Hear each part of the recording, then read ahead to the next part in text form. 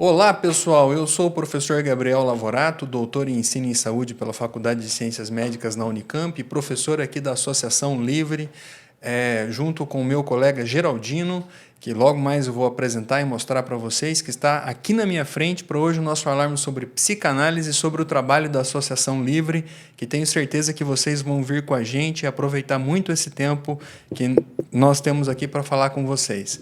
Esse é o nosso primeiro momento de transmissão ao vivo de um podcast que estamos começando, um trabalho que certamente vai ficar para todos aqueles que admiram e seguem e querem aprender mais sobre a psicanálise.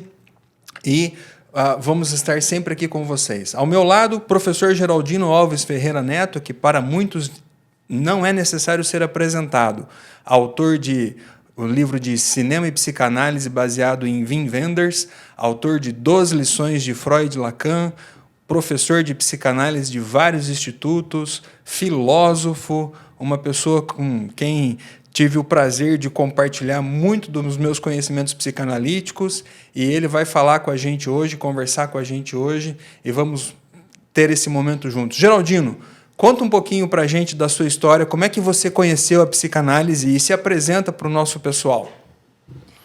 Bom, você já me apresentou, né? Falou tudo que eu tinha que falar, mas somos grandes amigos, colegas, companheiros de trabalho, de psicanálise, então nós temos um grande prazer sempre falar sobre esse assunto. E esse é um momento, então, muito legal para a gente se encontrar aqui. Eu sou, então, um psicanalista, trabalho atualmente na cidade de Campinas, onde eu moro, e lá temos, então, um grupo de pessoas que pensam, que discutem, que falam sobre psicanálise. É muito gostoso tratar desse assunto. Então, é um prazer aqui estar junto com vocês. E vamos começar, então, a nossa conversa, que sabemos que está começando agora, mas não sabemos quando vai parar. Vamos lá. Então, tudo de bom para vocês e vamos nos tentar mostrar o nosso trabalho de uma maneira um pouco mais acessível, né? Que vocês possam compreender que não é nada de segredo, nem mistério, nem nada. Mas é um trabalho gostoso, legal de fazer. Ô, Geraldino, uma vez eu ouvi você dizendo que nos anos 70, quando você foi fazer a sua formação em psicologia, ou quando havia concluído a sua formação em psicologia, a psicanálise no Brasil era muito desconhecida. Acredito que foi o Durval Marcondes que começou a um processo de ensinar Freud, a transmitir Freud, né? Uhum. Como que você teve contato com a psicanálise, Geraldino? O que você atribui a psicanálise ter ficado tão importante no Brasil como é importante hoje, né? Hoje, aqui no Brasil, a gente tem psicanálise envolvido não só na clínica, que é o campo forte da psicanálise, em escutar, em acolher as pessoas no seu sofrimento, mas a gente tem psicanálise nas ciências sociais, a gente tem psicanálise na propaganda, a gente tem psicanálise na economia, a gente tem psicanálise na filosofia. Geraldino, como que foi o seu contato com a psicanálise e como que você acha que a psicanálise se tornou tão popular no Brasil e tão importante no Brasil? Então, eu acho que é uma questão, diria, de família. Na minha família, além de mim, que sou psicanalista, tem um irmão também, João Batista, que mora no Rio de Janeiro, que é psicanalista. Tem uma irmã, Lúcia Isaura, que é psicanalista. Tem uma cunhada que mora no Rio de Janeiro, que é a esposa do João Batista, que também é psicanalista. Tem uma sobrinha lá no Rio de Janeiro, então já deu meia dúzia aí de psicanalistas. Já tem mais psicanalista que gente. Não tinha pacientes, era só analistas, né? Mas com o tempo a gente começou a desenvolver um trabalho assim, mais, digamos, aberto, né, para o público, porque era uma paixão nossa. E tivemos a sorte de termos sido correspondidos. Então, hoje, a gente está aí nessa de poder falar sobre isso com conhecimento de causa. A psicanálise estava mal começando, e eu queria estudar, não sabia bem aonde. Aí fui procurar um curso de psicologia. Eu achava que um curso de psicologia, como frequentei na Universidade Federal de Minas Gerais, lá eu ia aprender psicanálise. Mas foi uma decepção total. Ninguém falou de psicanálise lá. Eu tive a falta de sorte de entrar numa universidade, embora fosse federal, mas ela era de uma orientação totalmente comportamental, behaviorista, experimental, né? Então, eu perdi ali 5 anos praticamente de estudo, dado o objetivo que eu queria alcançar. Mas logo depois dali, então eu vim para São Paulo e fui me matricular num curso de pós-graduação em psicologia clínica, que era onde se falava de psicanálise. Isso foi lá em Campinas, né? E foi aí que eu tive uma grande sorte, encontrei gente muito boa, no momento em que o lacanismo, não digo a psicanálise, você falou da psicanálise freudiana, tudo bem, ela já começou aqui, aí em 1920 já tem notícias de que no Brasil se falava disso, né? Mas a linha que nós seguimos, mais, além de ser freudiana, que é lacaniana, que é uma outra especialidade, essa estava começando nesse momento. 1970, 70 e poucos, no Brasil, o Lacan começava. Ninguém conhecia. Havia só os freudianos, os kleinianos. Então, aí a gente está até hoje, né? E com esse tempo todo que eu estou lá, eu já me sinto um iniciante na psicanálise, né? Tá bom? Ainda aprendo muito, ainda estudo muito. Tem uma coisa interessante, né, Geraldine? Porque muita gente vai buscar estudar psicanálise na psicologia. Exatamente. E pensam que é a mesma coisa. Né? A psicologia é uma ciência, a ciência do comportamento. Sim.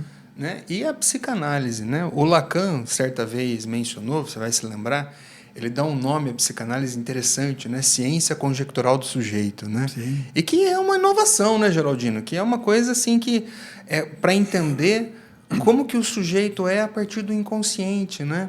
Então, psicologia e psicanálise não são a mesma coisa, né? São diferentes. Tem gente que fala que psicanálise é uma escola de psicologia. Claro que os dois saberes se conversam, porque lidam com o psiquismo humano. Mas, Geraldino, para quem está curioso, qual que é a distinção entre psicologia e psicanálise? Então, essa é uma discussão que já vem desde a época do Freud e está atualmente aqui no Brasil e fora do Brasil muito em pauta também. É questionar se a psicanálise é ciência ou não. E aí entra, então, uma discussão que vai depender de várias maneiras de ver o que significa ciência. Porque existe uma ciência que é objetiva, digamos assim, que é a ciência, por exemplo, da matemática, são ciências exatas, ciência da medicina, da engenharia, que isso aí trabalha com cálculos e tal. Então, são ciências que são mais voltadas para a objetividade. Isso é chamado experimental, ou seja, que for comprovável ou não, tem que ser comprovável para ser ciência. Para alguma coisa ser científica. Mas não é esse o conceito de ciência. A palavra ciência significa conhecimento. Eu tenho consciência. Estou com ciência. Então, não existe só uma ciência daquilo que é um objeto. Existe também um sujeito humano sobre o qual há vários estudos, há várias explicações possíveis. São as ciências, que você chamou agora de conjecturais, ciências humanas. Então, a psicanálise é uma delas. São ciências que vão estudar o ser humano. Aí ficam as pessoas dizendo, mas isso não é ciência porque não é comprovável. Você não pode levar isso para o laboratório. Por exemplo, dizer que a prática da psicanálise não é científica porque não tem como comprovar, porque não tem mesmo. Se você for fazer uma sessão de análise num laboratório com um observador lá para ver como é que a coisa funciona, já tira todo o sentido da psicanálise. A psicanálise não funciona assim, com alguém observando. Tem que ser algo muito pessoal, cada um tem a sua maneira de pensar. Ou, em outras palavras, a grande diferença. A psicologia, só para tomar a psicologia, embora seja também uma ciência humana, que trata do ser humano, da psique humana, mas é uma ciência que limita o seu campo de trabalho naquilo que é consciência, muito mais perto de toda a tradição que a humanidade viveu durante milênios do que nós chamamos de filosofia. A psicologia é uma filosofia um pouco mais evoluída, mas ainda não é o que a gente vai chamar de psicanálise. Porque se a filosofia desde sempre trabalhou com a consciência, a psicologia também, a psicanálise tem um campo novo, que é o campo do inconsciente. Isso não era conhecido. Foram muitos milênios que ninguém chegou a esse ponto. Agora, há um século só atrás, um século e pouco, o Freud veio e movimentou tudo. Quer dizer, a filosofia já não é a mesma depois que a psicanálise surgiu. Uma coisa interessante, né, Geraldino, porque eu sempre gosto de pensar, né, que as ciências elas evoluíram tanto. A gente nunca teve tanta ciência, né? Sim. E as máquinas de ressonância magnética, né? Até você sabe que eu até tenho uma desconfiança na época do Freud, se tivesse máquina de ressonância magnética, talvez o Freud continuaria se encantando pela neurologia. Ainda bem que não tinha, porque ele se encantou com o inconsciente. Porque se você fizer colocar o ser humano dentro de uma máquina de ressonância magnética, é impossível filmar ou fazer a imagem do pensamento. Pode ter a imagem do neurônio. Mas o inconsciente, Geraldino, pode ser visto na palavra. Sim. Você não acha isso meio mágico, Geraldino? Explica para nós, Geraldino, isso é mágica? Em parte, sim. É a mágica da palavra, a mágica da linguagem. Uma coisa interessante, por exemplo, para ilustrar isso, né? A psicanálise se dedica a estudar, a explorar profundamente os sonhos. O que são os nossos sonhos? Algo que acontece no momento que nós não estamos conscientes. Estamos dormindo. Então, ali, durante aquele sonho, acontecem várias coisas. Algumas são lógicas, outras não são. Há muitas contradições, né? Tudo vale, né? Então, mas quem produz esse sonho? Somos nós, mas nós estamos dormindo. Então, aí, essa é uma das partes mais importantes da psicanálise, da descoberta do Freud, que é a interpretação dos sonhos. Os sonhos são um momento de uma alucinação, é um momento de psicose. Nós estamos malucos naquela hora.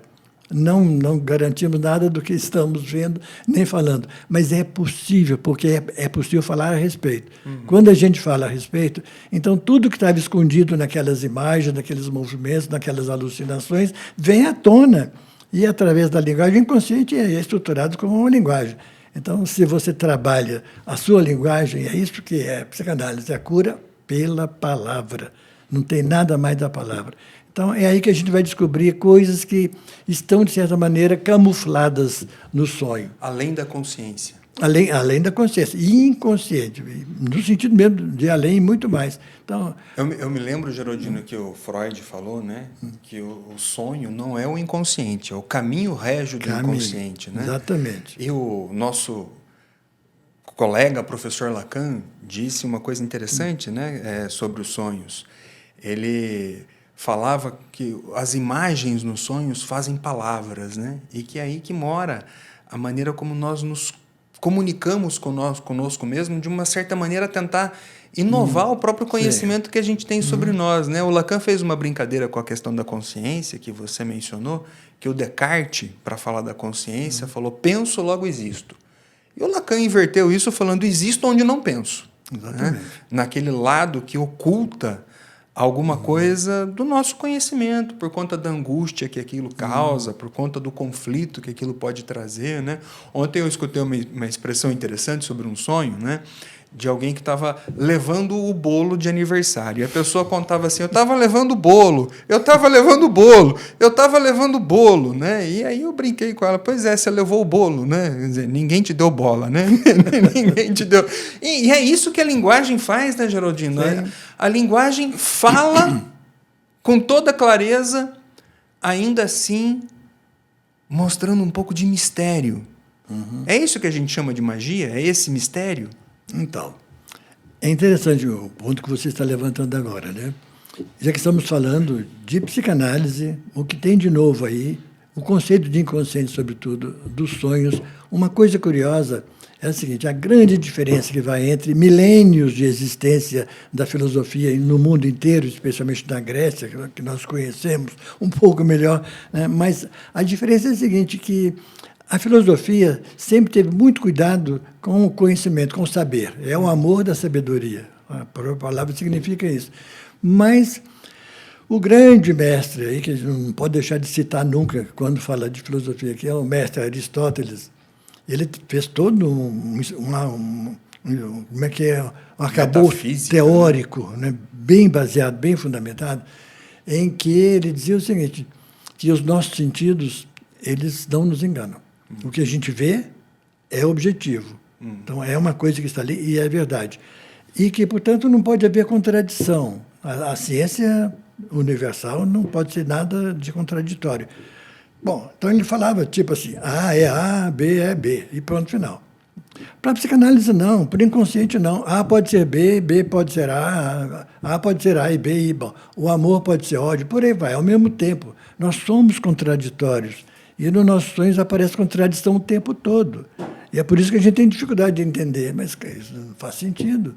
Parece que não faz sentido. Mas quando vamos falar a respeito dos sonhos, a respeito da nossa vida cotidiana, a respeito dos nossos comportamentos, dos nossos desejos, a gente vê que a gente tem 1000 contradições a cada momento. Isso não deixa de ser, nos faz não ser mais seres humanos. Somos humanos, talvez por isso mesmo. A condição da linguagem, que é da gente poder mentir, a gente poder enganar, isso prova que nós somos humanos. Sim. Na nossa fala, por exemplo, quantas vezes é preciso explicar o que a gente falou, porque a pessoa entende de outra maneira, ou entende que aquilo é contradição, e para nós não é, né? Amar e odiar parecem contraditórios, mas todos nós passamos por isso, amor e ódio. Cabe no nosso inconsciente, né? Nós temos um grande matemático brasileiro, Newton da Costa, que também estudou psicanálise. Professor Newton da Costa. Professor conhecido no mundo inteiro, mais do que no Brasil. Ele inventou uma nova filosofia, uma nova lógica, contrariando a da Aristóteles. Que por Aristóteles não podia haver contradição. Ele não falava, pode haver contradição, muito boa, muito bem. E onde que ele aprendeu isso? Estudando sonhos, dentro da psicanálise. Psicanálise, então, é mergulhar no contraditório. Exatamente, no caos. É o caos. No contraditório, né? No contraditório. É engraçado, porque quem diz que psicanálise não é ciência, geralmente se vale, né, dos argumentos das ciências naturais, das ciências Sim. duras, né, que visa qualificar as coisas, medir as coisas, comprovar, definir a essência das coisas, né? E geralmente as pessoas que tratam disso, é engraçado porque talvez, né, as pessoas mais dedicadas a isso, né, aquelas pessoas que se valem, por exemplo, da biologia, das taxonomias, das formas classificatórias, né, tal, não exploraram a contradição de grandes cientistas, por exemplo, que grandes cientistas são tomados, às vezes, por medo e angústia e acabam cedendo, né? Como a gente viu durante a pandemia, quantos cientistas aderiram a formas não comprovadas, não científicas de tratamento por conta da angústia, né? E, geralmente, quem acusa a psicanálise não sabe explicar qual é essa contradição, que uma pessoa tão bem informada tem uma contradição tão grande, né? Se toma de anticientífico, né? Psicanálise e ciência do contraditório. A gente estava falando de sonho, né? Sonho é uma formação do inconsciente, né? Eu fiz uma brincadeira com você, fiz um xiste, né? Quando você estava falando da sua família, eu brinquei que a psicanálise, na sua família tem mais psicanalista do que gente, né? Que parece que então quem é psicanalista não é mais gente, né? É claro que foi uma brincadeira entre nós, né? Mas a psicanálise tem essas formações, né? Ela se vale da graça, do gracejo. E tem muita gente que perde a graça no viver porque não entende para onde a graça vai, Geraldino. Sim. Você acha que na graça, no gracejo, na jocosidade, na piada, né? É possível também conhecer esse mistério, essa mágica que a gente está tratando? Interessante, você me faz lembrar uma coisa que na filosofia do Aristóteles quase que começou a se encaminhar para o lado da psicanálise. Que é um momento em que o Aristóteles vai definir o ser humano como um animal risível. Olha só. Risível.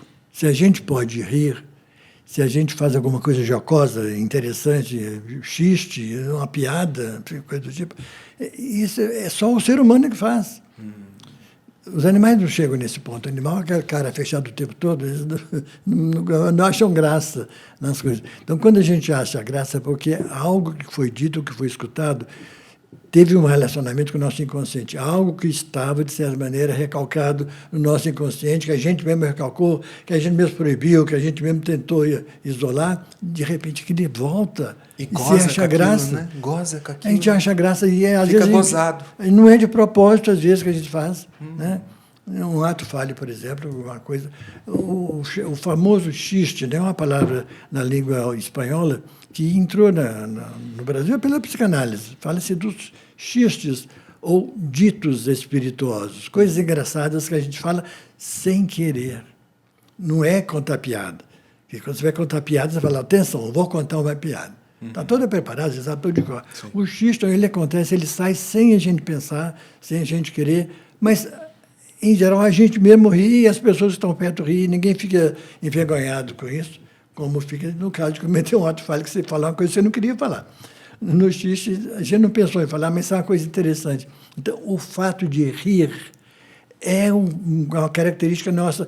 Existe um ditado antigo também dos romanos, não lembro exatamente quem foi o autor, que diz assim: rindo a gente corrige os erros, rindo a gente muda os costumes. Era o Aristóteles. É o Aristóteles mesmo? Aristóteles, não sei se a fonte que você está falando é o Aristóteles, mas o Aristóteles, na Poética, quando ele fala da comédia, é a exploração do divergente. Sim. Né? O divertido é uma coisa que tem dois lados, que precisa... ele falava, né, que é uma coisa que sem maldade, né? Esquisita ou mais vil ou mais coisa que... Quer dizer, é uma coisa que não devia estar no nível que está. Sim. Né? É exatamente essa questão de ter divisão, né? Exatamente. O ser humano é dividido, né? Sim. Que coisa, né? Não só entre inconsciente e inconsciente, mas como você disse, né? É tão engraçado, né? As pessoas amarem e odiar ao mesmo tempo. As pessoas não entendem por que elas são assim, né? Sim. E muitas vezes sofrem, Geraldino. Às vezes as pessoas sofrem por causa disso. Sim. Né?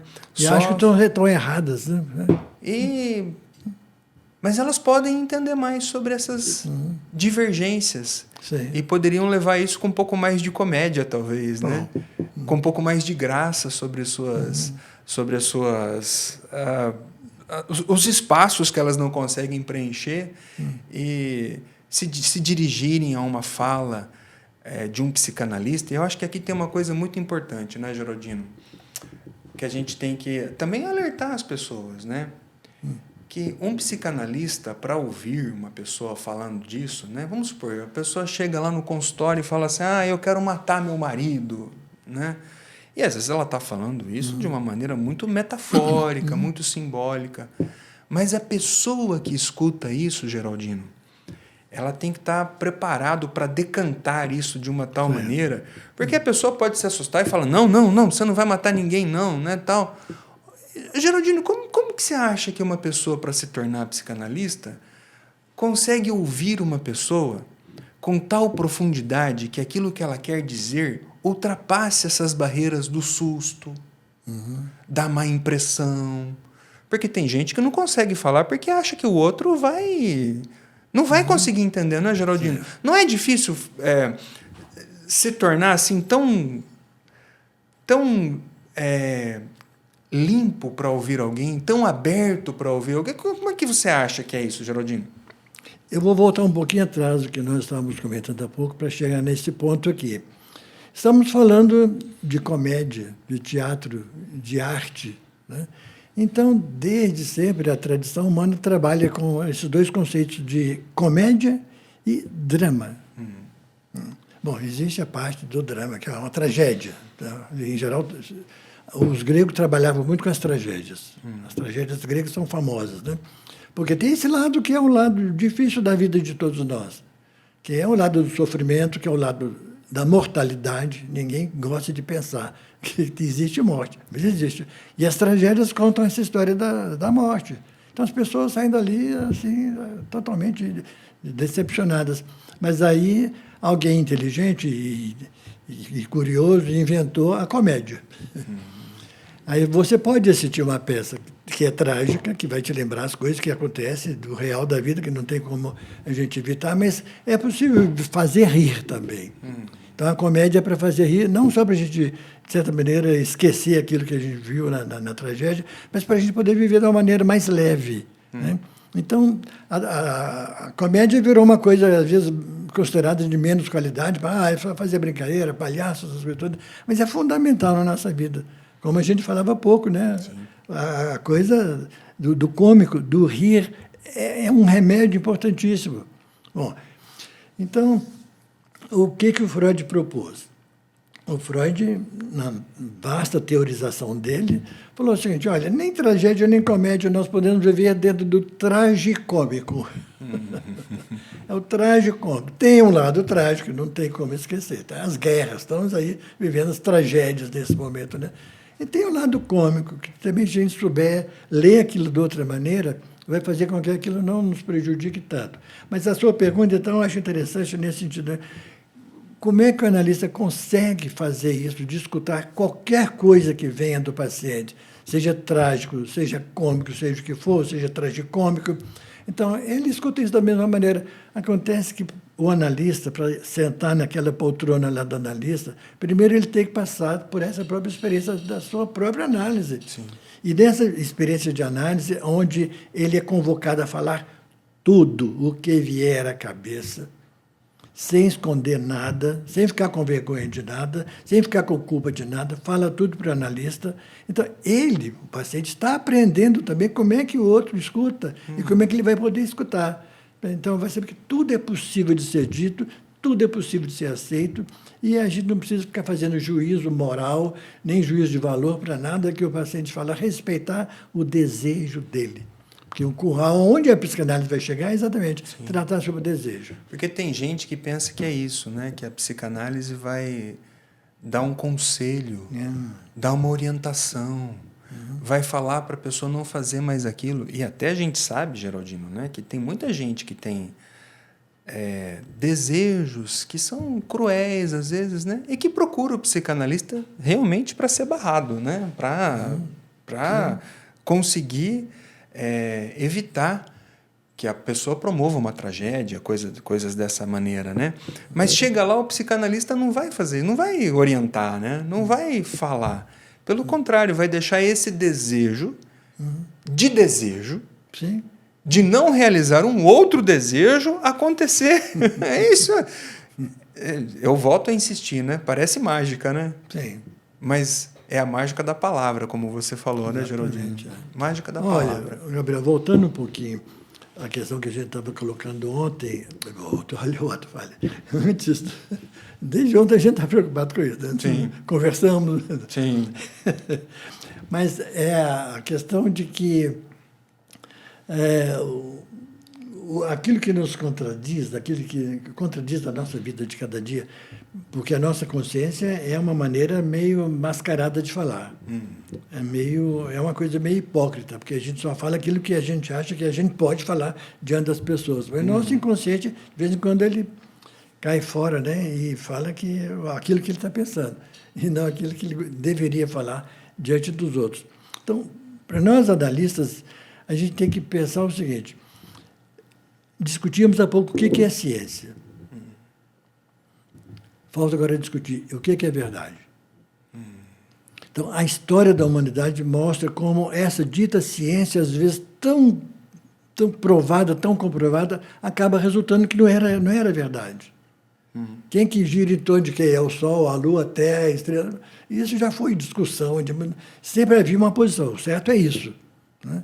Isso é verdade. Aí vinha outro, não é verdade. Não é a Terra, é o Sol. Vai por aí. Então, a ciência, ela tenta chegar a uma verdade, mas não tem nenhuma garantia do que de fato, é científico. Hoje tem gente até que está falando que a Terra é plana. É uma nova colocação, né? É possível que seja? Possível mas é mesmo, parece que não. Os fatos que a gente conhece até hoje, comprovados cientificamente, dizem que não.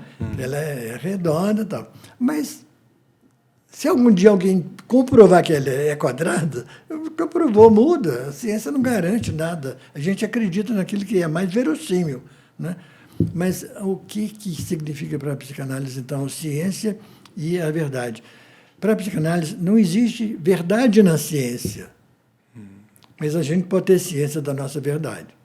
Mas a verdade é só a nossa, cada um tem a sua, o seu próprio desejo, o resto tudo. Quantas fake news rolam por aí o dia inteiro, sobretudo ultimamente, agora só tem fake news, você nunca sabe o que é verdade, o que não é, o que está acontecendo, o que não é. Então, essa verdade dita científica não tem nenhuma garantia. Agora, para a psicanálise, a única verdade é aquela que cada sujeito tem, a sua. É a sua própria história de vida, é o seu próprio desejo, é o seu próprio modo de ser. Isso é verdadeiro, ainda que seja contrário ou diferente daquilo que nós, analistas, pensamos. Cada um de nós contém a sua própria história. É a música, é a canção, não é? Então, está aí na arte também. É a canção. O Freud falou, né, que os poetas estavam na psicanálise muito antes de nós. Muito antes do Freud, né? Sim. É que não souberam, talvez, traduzir aquelas coisas que eles tanto conheciam, né? O Fernando Pessoa, né? Porque não puderam passar por um psicanalista, né? Que não tinha. Pois é, não tinha, só tinha o Freud, não é verdade? É verdade, né, Geraldino? É verdade. Que coisa. É verdade, só não tinha, né, Geraldino? Não tinha, só tinha o Freud. Essa inovação que o Freud trouxe, essa descoberta do inconsciente, né? Que sempre teve motivando as pessoas, sempre teve constituindo tantas coisas, essa verdade que cada um de nós contém a sua história, né? Cada um de nós contém aquilo que... E às vezes é tão difícil para as pessoas assumirem isso, né? Assumirem sua história, sustentarem sua história, né? Então, eu acho que essa é uma coisa interessante, né, Geraldina? Que uma das coisas que a psicanálise pode ajudar as pessoas é ajudar as pessoas a se assumirem, né? Sim. Assumirem quem elas são. A serem verdadeiras, a serem elas mesmas. Quando uma parte delas tenta fugir, elas pelo menos tentarem, né?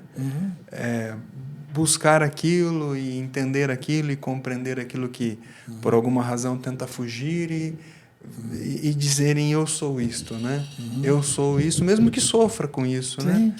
Que essa é uma outra lenda, né, Geraldino? Tem gente que acha que existe uma fórmula que possa diminuir o sofrimento das pessoas, que possa evitar a tristeza, né? Ainda mais nos nossos dias, que a cultura pede tanto, né, por felicidade, por fotos bonitas na rede social, né?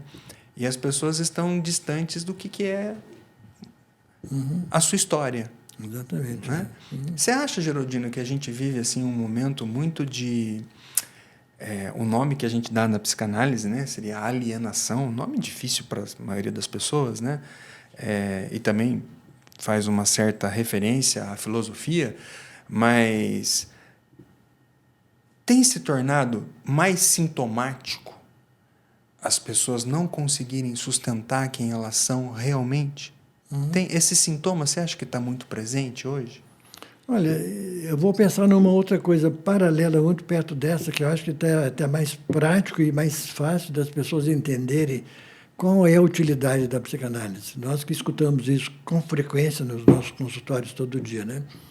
É o fato, por exemplo, de as pessoas não se colocarem de uma maneira transparente como são, não se assumirem seus próprios desejos, seus próprios medos, suas próprias contradições. Então, acontece que pessoas sofrem durante muitos anos na vida estupidamente, no sentido desnecessariamente, que não precisava isso. Eu vou dar um exemplo concreto, né, que nós enfrentamos todo dia. Exemplo de pessoas que, por exemplo, na infância, foram abusadas sexualmente. Um exemplo. Está cheio disso aí nos nossos consultórios. E a pessoa fica com vergonha de falar com os pais, com os irmãos, com a família, com os amigos, não fala com ninguém, vira um segredo de Estado, porque sentem que se falar vão ser criticados, mas por que você fez? Isso é culpa sua, tal. Então, eu já atendi pacientes de mais de 40 anos que, pela primeira vez na vida, falaram para alguém, que era eu, que foram abusados. E sofrendo, até chegar nesse momento, às vezes demora no próprio processo analítico, demora a chegar nesse ponto. Então, mas já passaram 30, 40 anos sofrendo, com aquela dificuldade, com aquele medo, com aquele remorso, com aquela culpa, que não foi culpa nenhuma, o cara não tem culpa nenhuma, sim, mas se sente culpado porque sabe que aquilo que foi feito não é uma coisa boa. Então, para que demorar tanto tempo para se livrar de uma coisa que pesa na sua cabeça, faz sofrer, podendo utilizar a sua energia psíquica em coisas mais interessantes, mais produtivas na vida, até de se tornar mais leve, mais alegre e ter uma vida melhor. Né? Então, esse sofrimento inútil, um monte de culpas inúteis, quando alguém faz a análise, consegue se livrar disso com a maior facilidade, com extremo proveito pessoal, né, na qualidade de vida. Né? Consegue abusar de outras coisas, né? Outras coisas boas agora, né? Não é? Abusar da vida, né? Exatamente. Abusar da vida, abusar do prazer de rir, do prazer... e abusar até das situações difíceis, mas abusar delas para tirar proveito, né? Para uma experiência. Dá valor, né? Dá valor. Faz parte da história, né? Faz parte da história. Mágica das palavras, né, Geraldino? Então...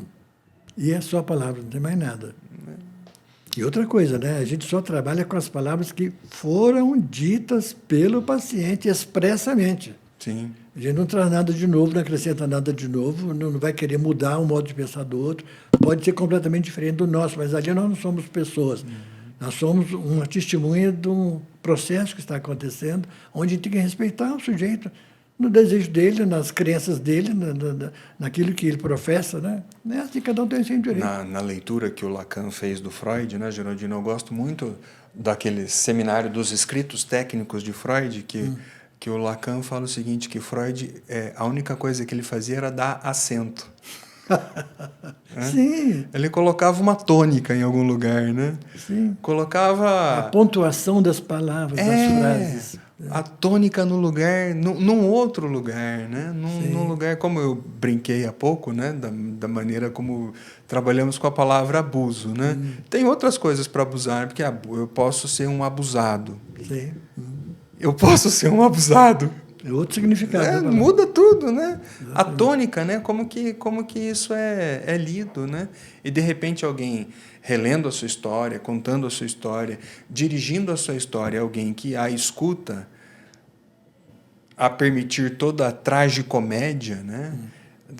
Da vida acontecendo através da sua própria narrativa, sem um diretor ali que agora vai dizer, né, que olha, é assim, é assado, é assim, mas aonde aquela pessoa está dirigindo a sua história, ela consegue alcançar acentos que mudam, né, o sentido. Exatamente. Que mudam, e mudando o sentido, muda a direção, né, Geraldino? Mas é por isso que a palavra é mágica.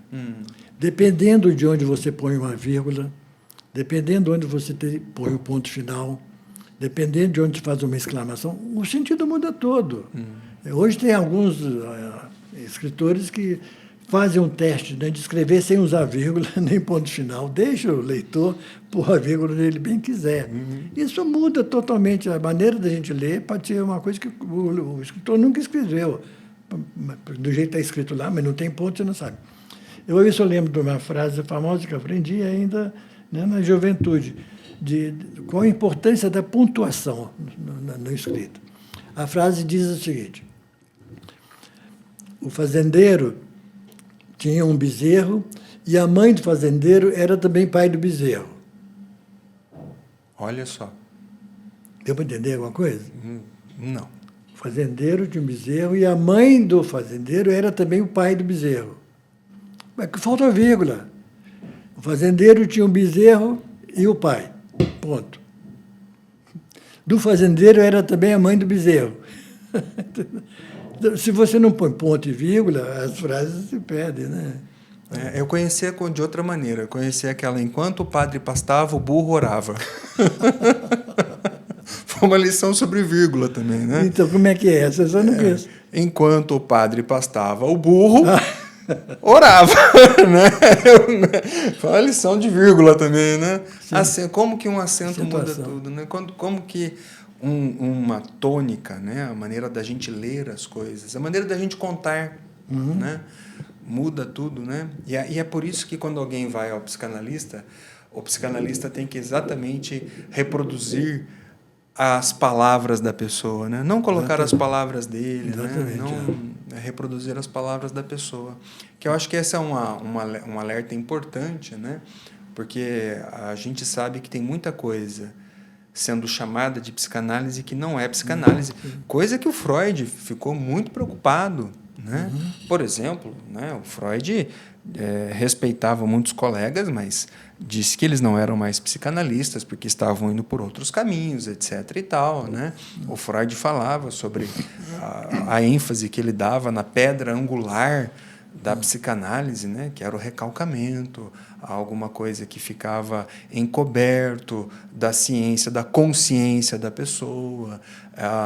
Depois o Lacan veio falar sobre os quatro fundamentos básicos, né? Os quatro conceitos básicos da psicanálise: o inconsciente, a pulsão, a repetição e qual que era o último mesmo, Geraldino? Eu não me lembro. A repetição, a pulsão, né? A pulsão, transferência. A transferência, obrigado, né? A transferência, então, os 4 conceitos fundamentais da psicanálise,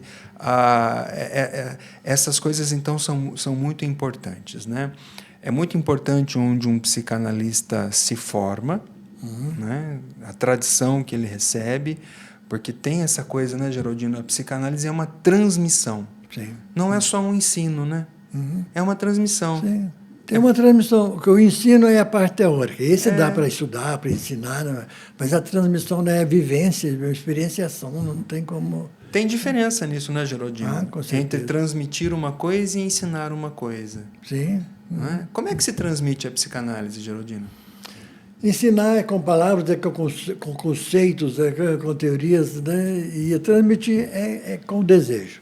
Acho que passa por aí. Você deixa claro para a pessoa que você tem desejo daquilo e que você tem desejo que a pessoa também chegue nesse lugar. Né? E o sujeito que foi lá porque tem desejo também de aprender. Sim. Então, a coisa passa toda por aí. Né? Talvez como você falou, né? Aquela pessoa que está falando para o analista, ela está aprendendo como se escuta. Exatamente. Como o psicanalista escuta. Porque não tem como ensinar isso.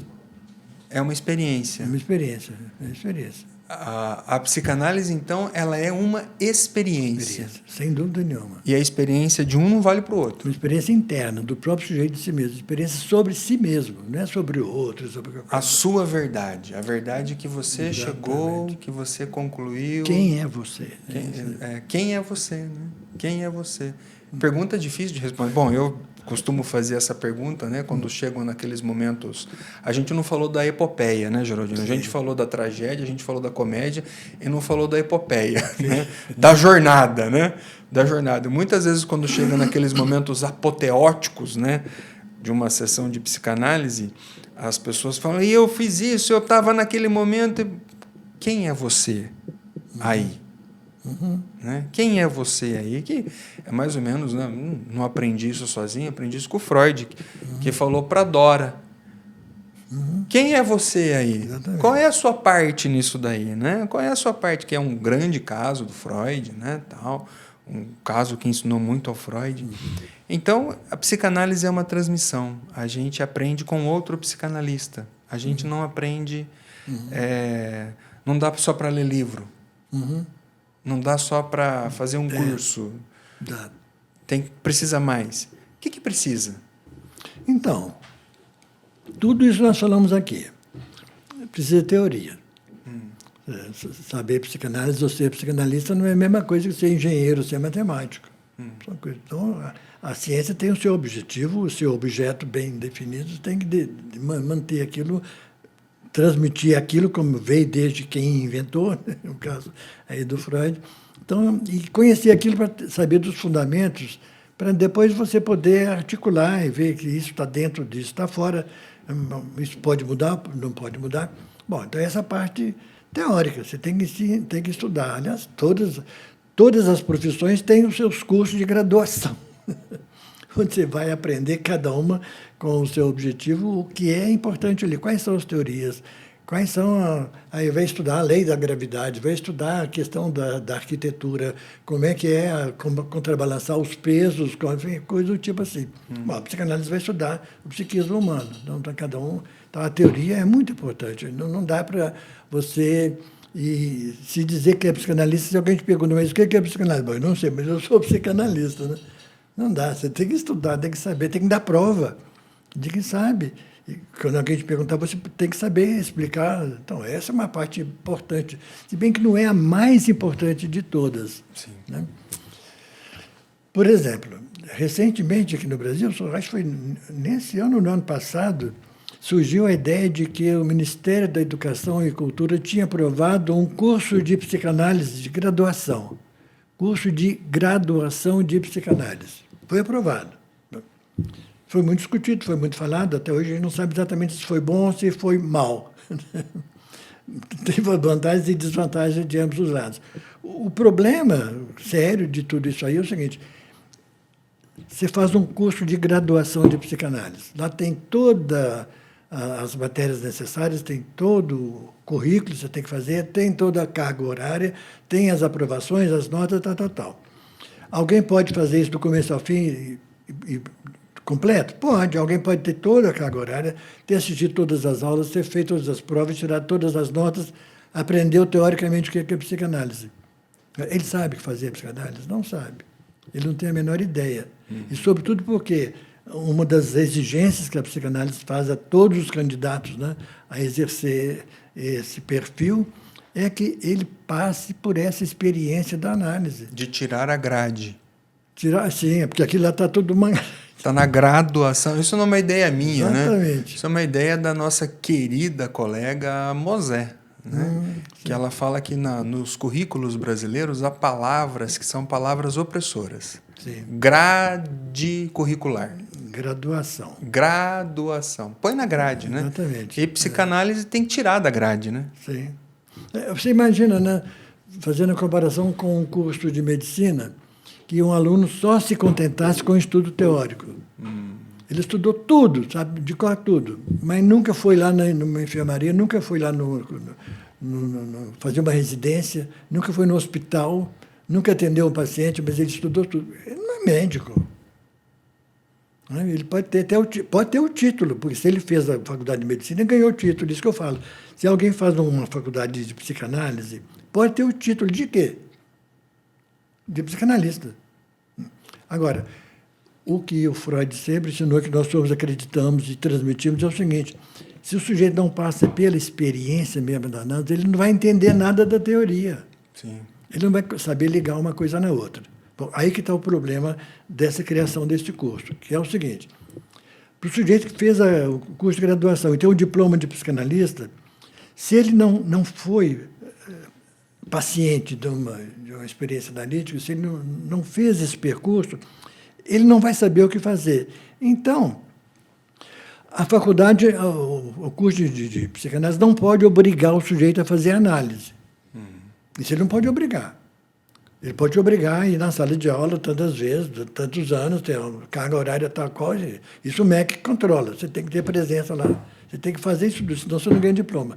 Tudo bem, agora você vai ter que fazer análise também. Mas eu não quero. Você não pode obrigar alguém a fazer análise. Ou ele pode estar, tá bom, então eu vou lá e faço. Mas faz uma análise, faz outra. Só para dizer que foi lá no consultório. Não que fez. Cumpriu alguma coisa. Que cumpriu uma grade. Que obedeceu uma grade. Exatamente. Mas isso não é formar psicanalista. Então, eu acho a coisa complicada. Aliás, nunca houve curso de psicanálise na graduação, na universidade em geral. Isso desde Freud. Sim.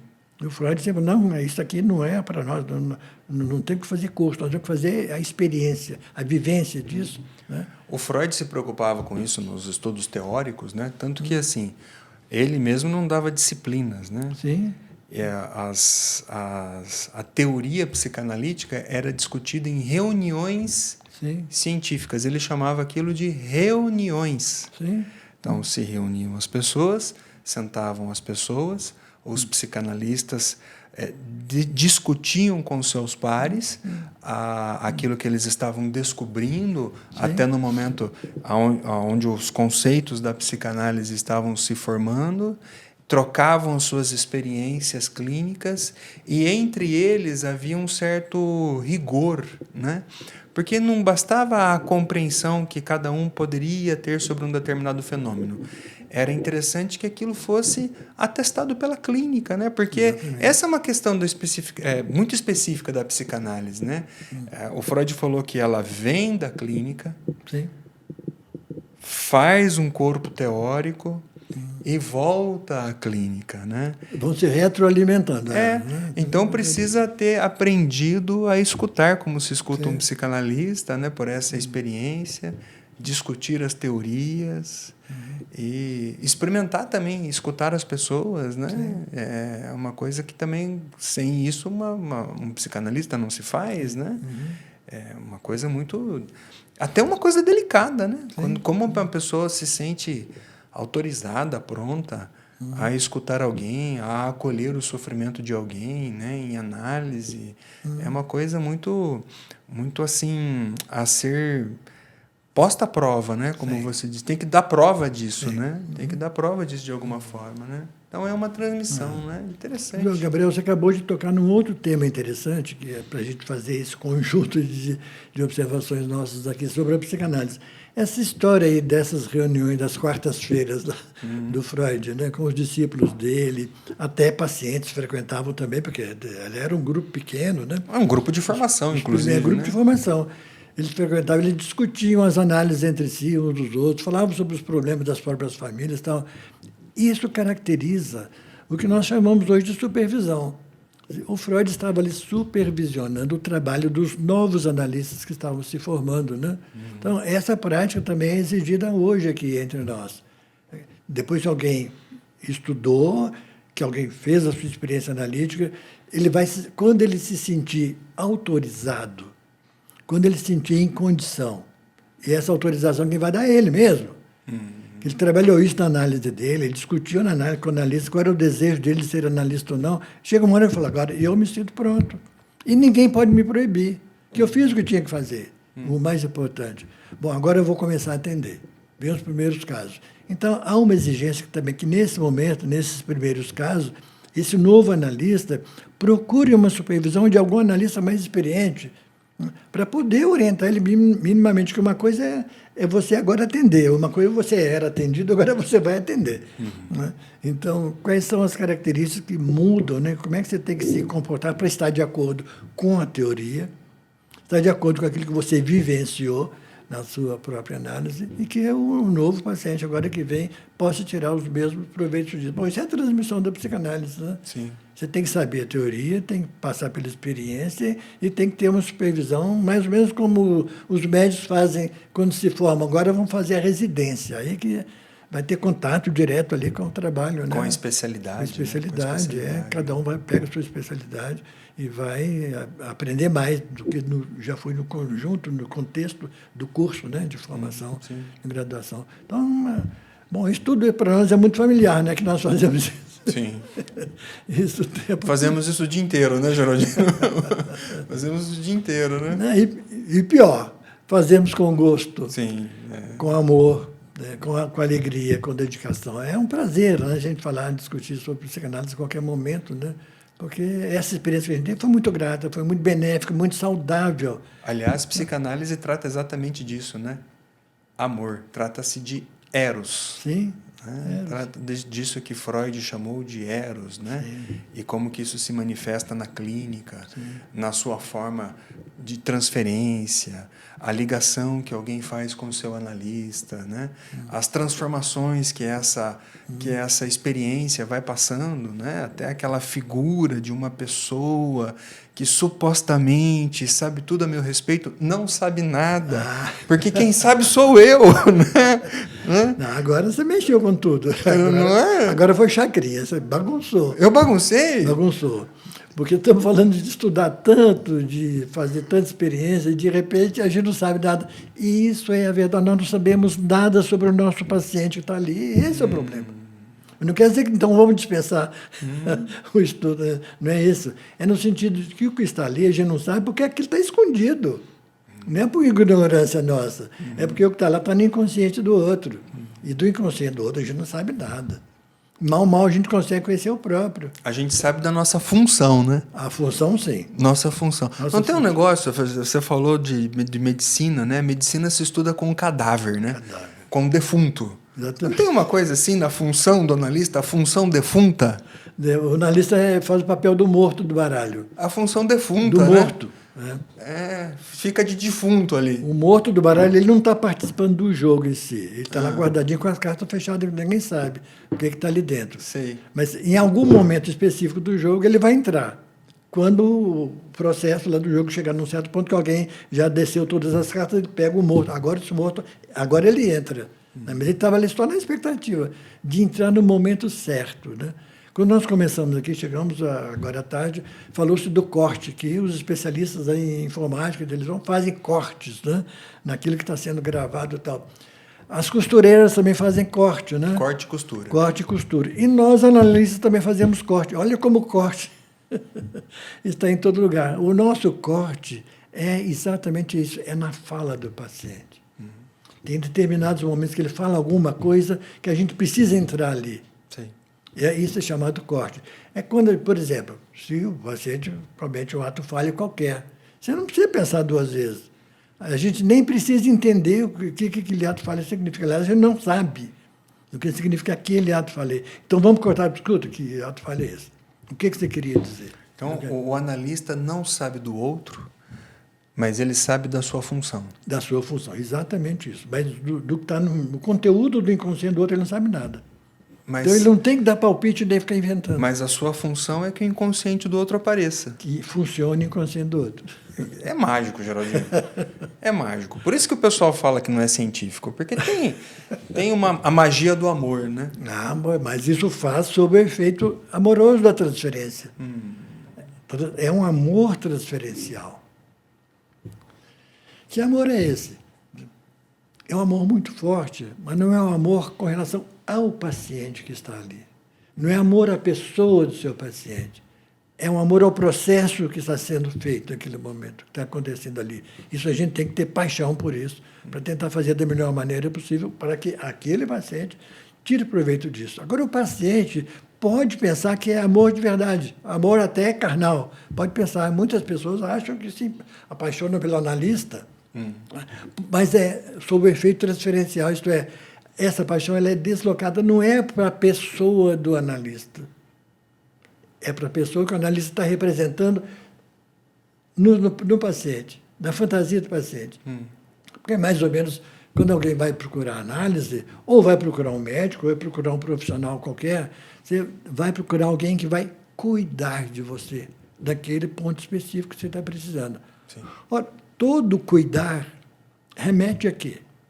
A um cuidado bem inicial da mãe com a gente, do pai com a gente. Então, isso que a gente vivenciou com os pais, desde mais ter a infância, né, a gente vai, de certa maneira, transferir para outras pessoas também que vão nos fazer esse mesmo serviço, vão cuidar de nós. Seja o dentista, seja o cabeleireiro, ele vai cuidar de nós. Então, não é difícil não lembrar. Bom, alguém cuidou de nós, né? Bom, você está com essa experiência agora com a criança pequena. Eu tenho um nenenzinho em casa e estou vivendo isso toda hora. Né? Então. Estou aprendendo psicanálise tudo de novo. Estou tendo um novo transmissor de psicanálise. Né? E como que a gente aprende, né? Como que a gente aprende nessa vivência também. Bom, o Geraldino, você tem uma experiência como escritor, né, que é interessantíssima. Você escreveu seu primeiro livro foi sobre o cinema alemão, o cinema do pós-guerra. Exatamente. E o mundo naquela época enfrentava uma ressaca moral, talvez. Sim. Né? E você estudou a obra do Wim Wenders. Conta um pouquinho para o nosso povo o que você descobriu analisando os filmes, o que havia de sensível naquela experiência que o Wim Wenders queria retratar. Então, eu vou contar rapidamente a história desse livro, né? Psicanálise e Cinema. Wim Wenders, um dos produtores de cinema do cinema novo alemão. Logo depois da fase do expressionismo alemão, veio esse tipo de vivência com relação ao cinema, porque tinha a ver com pós-guerra. Né? Bom, como é que essa ideia apareceu para mim? Por acaso. Por acaso. Quando eu morava aqui em São Paulo, antes de me mudar para Campinas, eu frequentava aqui, então, a Associação Livre, um grupo de psicanalistas de São Paulo, e a gente trabalhava todos esses temas que nós estamos comentando aqui agora. Um dia, uma amiga, que se chamava, como é que é o nome dela? Chalubi, Samira Chalubi, foi a que introduziu na PUC o curso de semiótica psicanalítica. Ela era especialista em semiótica. Então, esse curso que passou para a mão do Oscar Cesaroto, onde, na época, também fui convidado para dar aula lá, na PUC, que existe até hoje. Bom, um dia a Samira chega para mim e fala o seguinte: olha, estou organizando aqui um congresso, qualquer coisa assim, um simpósio sobre cinema, sobre autores de cinema. E um dos autores que eu coloquei lá na lista, já foi tudo publicado, estava tudo já divulgado, faltavam uns 3, 4 dias. Olha, acontece que o cara que ia falar sobre vivendas deu o bolo que você falou aí no caminho. Né? E agora? Eu quero que você faça esse papel aí para mim, você fale para mim sobre isso. Eu falei, mas eu não entendo nada, não conheço nada de vivendas. Mas eu falei, você é meu amigo, você vai ter que me quebrar esse galho. Caramba, eu fiquei numa situação, né? Eu não conhecia Vivendas. Eu tinha assistido 2 filmes só dele, que era Paris, Texas, belíssimo filme, que eu adorei na época, e o dos Anjos, Asas do Desejo. O desejo. Talvez isso tenha me movimentado. Bom, isso é assunto de psicanalista. Né? Asas do Desejo. Só que eu não entendi nada do Asas do Desejo quando eu assisti. Mas eram só esses 2. Cara, bom, eu vou quebrar seu galho mesmo. Muito. Era o desejo dela que você falasse e ajudasse. Mas não era desejo meu falar sobre vivendas, mas o desejo do outro. É isso. O desejo. Nós somos o desejo do outro. Então. É isso aí. Nasceu um livro. Então eu falei, tudo bem, eu vou topar. E saí procurando coisas, né? Não tinha internet praticamente, e se existia, eu não sabia mexer com isso na época, não tinha. Bom, eu fui lá para o Instituto Goethe, onde tem a biblioteca vastíssima, com tudo sobre literatura, cinema, alemão, tudo lá junto. Bom, eu alinhavei lá qualquer coisa. Bom, e fui falar, porque não dava nem tempo, ele estava em cima da hora. Enfatizei mais o livro do Paris, Texas, porque isso eu entendi, o livro, o filme, e é muito bonito mesmo. O pessoal até mais ou menos gostou, enquanto foi possível, né? Mas só que acabou aquilo, eu aqui fiquei entusiasmado pela Vivendas. O pessoal me falou, eu quero estudar mais esse cara. Eu vou ler mais. Aí comecei, fui lá, pesquisei os filmes todos, e os filmes dele, a sequência dos filmes dele, me deu a impressão que ele estava fazendo uma sequência muito parecida com o que acontece no processo analítico. Sim. Aí, bom, fui juntando os filmes e, de fato, deu. E muita gente gostou. Até hoje falam dele. Né? Eu estou atualmente com um paciente que mora na Inglaterra, já está lá há muito tempo, é brasileiro, mas ele me procurou recentemente, como analista, porque ele leu esse livro sobre o cinema do Vivendas há muitos anos atrás. Olha só. Agora ele foi me procurar. Olha como é que as coisas vão passando, né?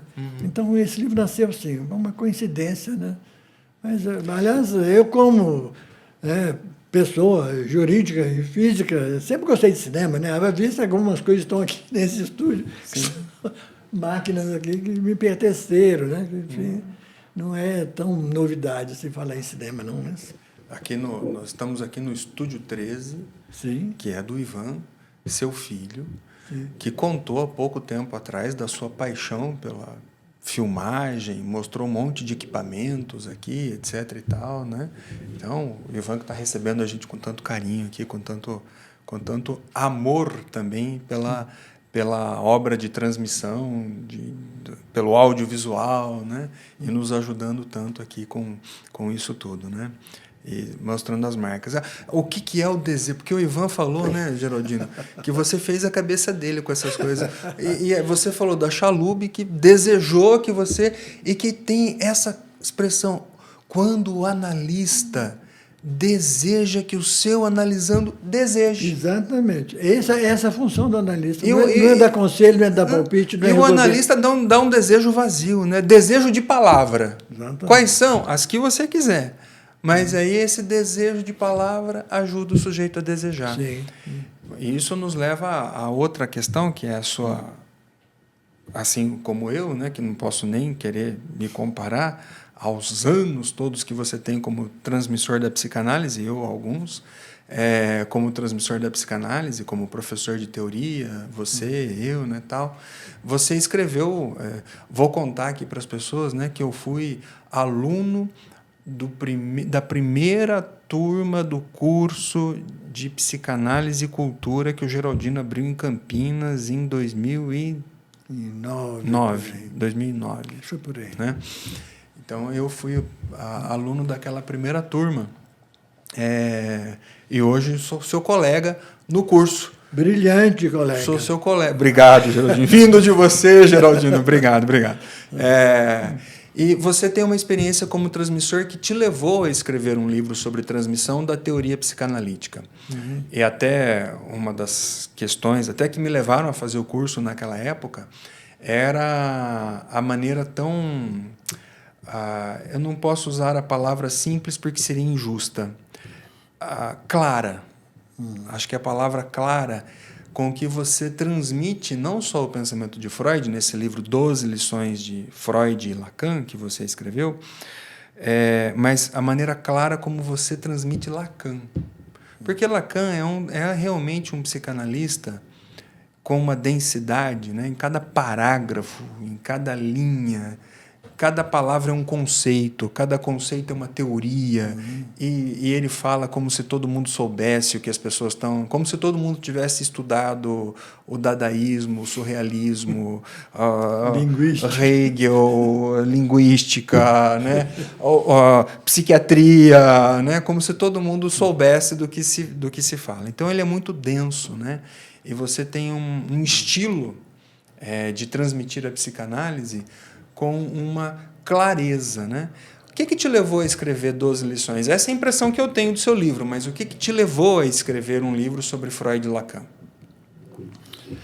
Fui procurado por várias pessoas durante muito tempo para fazer grupos de estudos, né, sobre psicanálise. E dos grupos de estudos, pessoas que não podiam estar presencialmente, né, que moravam longe e tal, falaram, escuta aí, faz um curso impresso aí. Na época eu usava o quê? Copiava, tudo copiado no computador, na impressora. Então eu dava as aulas, escrevia e mandava por e-mail para as pessoas que moravam longe, né, ou depois para todo mundo, de perto e de longe, e mandava apostilas cada mês. Depois de certo tempo, mas essas apostilas, se eu juntar tudo de grampear, vira um livro, né? Então, já estava na forma de um livro. Só mandei imprimir, tudo bem, do jeito que foi. Então, um livro que nasceu da experiência da transmissão. Da experiência da transmissão. E, de certa forma, responder à necessidade que outros colegas tinham de mergulhar nesse conhecimento, de receber esse conhecimento. Então, esse livro nasceu de aulas, é isso? De aulas. Exatamente. Por isso que são 12 lições. Lições. E como é que você escolheu essas 12? Bom, aí eu nem lembro exatamente, não, mas certamente que eu fui procurando dentro daquilo que tinha uma certa sequência lógica, né? E que compusesse o conjunto da teoria, também desse uma visão geral da teoria e fosse conceitos importantes e rápidos, porque não dá para escrever muita coisa, né? Um livro para falar de dois autores como o Freud e Lacan, olha, não é fácil. Eles têm coleções de livros que eles escreveram, que eu vou resumir aquilo, nos dois, num livro só. Então, eu peguei o que fosse o básico, assim, mais como uma introdução mesmo, embora sem deixar muito superficial. Aí, o livro é fácil, é claro, mas não vou dizer que é superficial, entre questões básicas lá, dos dois. Sim. Mas eu acho que o que chama mais atenção no livro é o fato de a linguagem ser fácil e acessível. Todo mundo fala que entende. Sim, é verdade. Todo mundo fala. Já está na 7ª edição. Eu me lembro, Geraldino, de quando minha filha mais nova, minha filha mais velha, Raquel, né, foi a uma aula de um seminário, né, que era sobre a teoria das pulsões. Eu lembro. Ela foi uma aula que você Ela tinha quantos anos? 8, 10 anos, por aí, menos talvez, né? Eu lembro disso. Teoria das pulsões. E quando eu voltei no carro com ela quis discutir a aula com que você deu. Não acredito. Né? Uma criança. Né? E você usou naquela aula a figura do arqueiro zen para explicar um conceito, né, da pulsão que volta, que rebaixa, né, tal, que não é o zen, né, o arqueiro, é a flecha que se solta, né, tal. E ela voltou no carro e usando desenhos para discutir comigo, teoria psicanalítica, etc. e tal, né? Uma coisa que uma criança tem o seu desejo de conhecer aguçado e que pode levar a ela juntar aquele conhecimento com outros conhecimentos, né? Coisa impressionante, né? O que a psicanálise faz. A psicanálise empesteia, né? É uma peste. É uma peste, né? Ela empesteia, né? ela chega na gente. Bom, eu e Geraldino hoje temos um compromisso de continuar essa missão de transmissão da psicanálise. A gente começou esse ano com uma turma que está muito legal, muito interessada, né? Uma turma internacional de estudantes de diversas partes da região de Campinas, mas do Brasil e do mundo, né? Estudando psicanálise, e a gente está abrindo uma oportunidade de uma segunda turma a partir do ano que vem. Nosso curso que perpassa o estudo da teoria freudiana, da teoria lacaniana, seus desdobramentos sobre a cultura, né? Olhando filmes, peças, literatura e coisas assim, para ver essa questão das formações do inconsciente, da teoria sobre o inconsciente, né? Do mal-estar na cultura, como hoje, né? A gente está vivendo uma época de mal-estar, de guerra, de temor, de escalada da violência, né? E convidamos todos, né, Geraldino, a conhecer mais no nosso curso, no nosso site www.associaçãolivre.com.br. Somos nós que damos o curso, transmitimos a psicanálise junto com outros colegas que são convidados, né? Mas você já faz isso há quantos anos, Geraldino? Uns 15 anos, né? 15 anos só com curso, né? Só com curso. Mas e os... Não, com psicanálise, eu já tenho mais de 40 anos que eu estou trabalhando com isso. E transmitindo Estudando também. sempre, transmitindo sempre, e aprendendo sempre coisas novas. Olha só, que coisa interessante, né? Bom, convidamos todo mundo, né, Geraldino? Beleza. A conhecer. É isso aí. Boa conversa. Valeu. Obrigado, valeu. Né? Temos sempre que nos atualizar, né? E estar dispostos a colaborar com quem quiser aprender, viver a psicanálise. Beleza? Muito bem. Que é saudável e faz a vida da gente ficar mais alegre, mais leve, mais produtiva. Então, é isso aí. Ficamos por aqui e convidamos as pessoas a conhecerem mais do nosso site, dos textos que estão lá, dos nossos trabalhos. E Beleza. Quem quiser nos conhecer, estamos disponíveis a todos. Um abraço. Um abraço para todo mundo.